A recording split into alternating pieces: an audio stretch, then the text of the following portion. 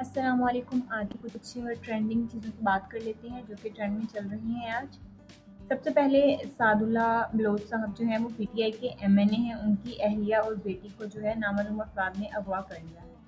اس بات کی تصدیق خود پی ٹی آئی نے کر دی ہے، تو اس پہ رد عمل دیتے ہوئے زبیر خان نیازی جو کہ پی ٹی آئی کے ہی رہنما ہیں، ان کا کہنا ہے کہ مشرقی پاکستان میں یہی کچھ ہوا تھا، جو نفرتیں اس حد تک بڑھ گئی کہ پاکستان کے دو ٹکڑے ہو گئے۔ جو قومیں تاریخ سے سبق نہیں سیکھتی وہ برباد ہو جاتی ہیں۔ شاہد خاقان عباسی صاحب جو کہ سابق پرائم منسٹر ہیں، ان کا کہنا ہے کہ سینیٹرز اور ایم این ایز ایک ایس ایچ او کی مار ہے۔ دارالحکومت میں جمہوریت نہیں آمریت ہے۔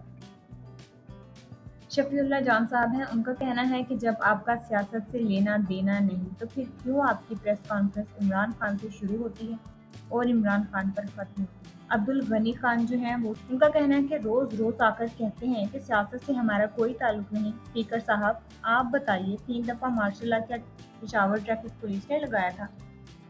اب یہاں پہ بیچارہ اسپیکر بھی کیا ہی بتا سکتے ہیں۔ شکیل خان یہ بھی پی ٹی آئی کے ہی ایم این اے ہیں، ان کا کہنا ہے کہ لیاقت علی خان کو انہوں نے مارا، آئین کو انہوں نے توڑا، بھٹو کو انہوں نے پھانسی دلوائی، بنگالیوں پر ظلم انہوں نے کیا، عورتوں کی عزتیں انہوں نے لوٹی، ملک کے 2 ٹکڑے انہوں نے کیے، ضیاء الحق کے دور میں انہوں نے خود جہادی تنظیمیں بنوائیں، ہمارے 90,000 پشتونوں کو انہوں نے شہید کیا۔ ایسا کہنا ہے شکیل خان کا۔ اسد تو جو کہ صحافی ہیں، ان کا کہنا ہے کہ وفاقی حکومت نے کے پی کے میں گورنر راج لگانے کی 90% تیاری مکمل کر لی ہے۔ اب آنے والے دنوں میں یہ پتہ چل جائے گا کہ وہاں پہ گورنر راج لگ سکتا ہے یا کہ نہیں۔ علی امین گنڈا پور نے ایک تقریر میں کہا ہے کہ ایپیکس کمیٹی میں بتایا میری پولیس اور عوام کا اعتماد ختم ہو چکا ہے، کہا کہ افغانستان سے بات کرنے دو، میرا خون بہہ رہا ہے لیکن کسی کو پرواہ ہی نہیں۔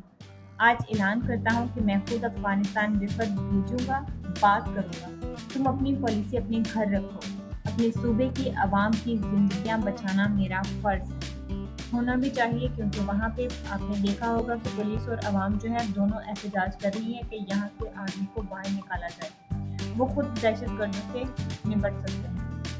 آج کی سب سے فنی نیوز، فنی مزاحیہ اور فضول نیوز یہ ہے کہ عمران خان کی مقبولیت ختم کرنے کے لیے نواز شریف کا ایک بار پھر خود میدان میں آنے کا فیصلہ، ملک بھر کے دورے کریں گے۔ واہ واہ، تالیاں۔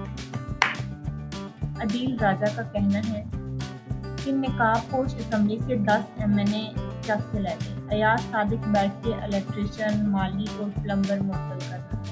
اس کے ساتھ ہی آج تک کی نیوز اتنی ہی، اور کل آپ کی خدمت میں حاضر ہوں گے، تب تک کے لیے دیجیے اجازت۔ اللہ